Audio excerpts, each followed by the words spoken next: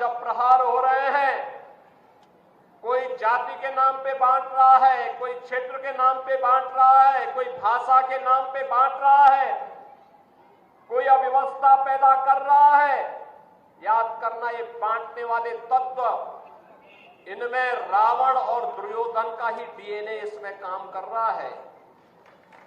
ये वही काम कर रहे हैं जो त्रेता युग में रावण ने किया था। और याद करना, जब भी आप इन लोगों को, बांटने वाले तत्वों को धोखे से अगर मौका दे दिया, ये फिर वही काम करेंगे, गुंडागिर्दी का, अराजकता का, दंगा कराने का।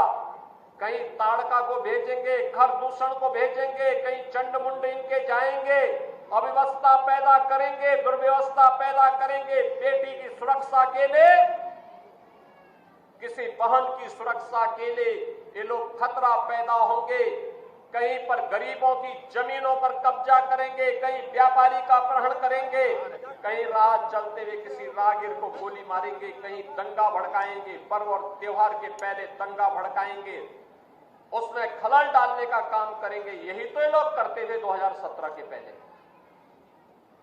आज दीपावली का इतना पावन पर्व है, पूरे प्रदेश में कल दीपोत्सव, आज भी दीप घर घर जलेंगे और कितना शांति और सौहार्दपूर्ण तरीके से, निश्चिंत तरीके से आप आयोजन के साथ जुड़े। सबको मालूम है कि अब कोई खतरा, यानी सुरक्षा में सेंध लगाएगा तो राम नाम सत्य है की तरफ चला जाएगा।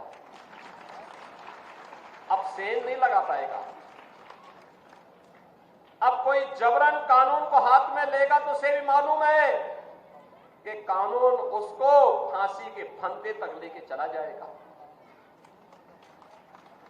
अगर कोई किसी बेटी पर हाथ डालेगा, किसी राह चलती हुई किसी बहन पर की इज्जत के साथ खिलवाड़ करेगा तो उसे भी मालूम है कि ये रास्ता उसे दुर्योधन और दुशासन की गति को प्रदान कर देगा।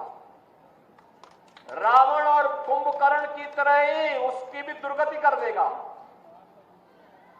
अगर कोई दंगा करा करके पर्व और त्योहारों के पावन पर्व में खलल डालने का कार्य करेगा तो उसे भी मालूम है कि इसके बाद तो फिर उसका पुतला ही जलाया जाना बाकी रह जाएगा।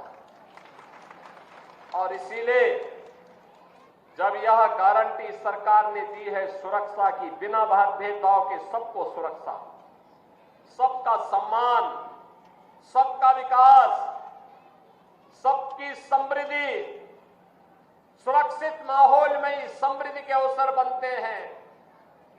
एक सुरक्षित माहौल में ही उज्जवल भविष्य की परिकल्पना को साकार किया जा सकता है। और उसी को साकार करने के लिए हम बार बार इस वन्य गांवों में आते हैं।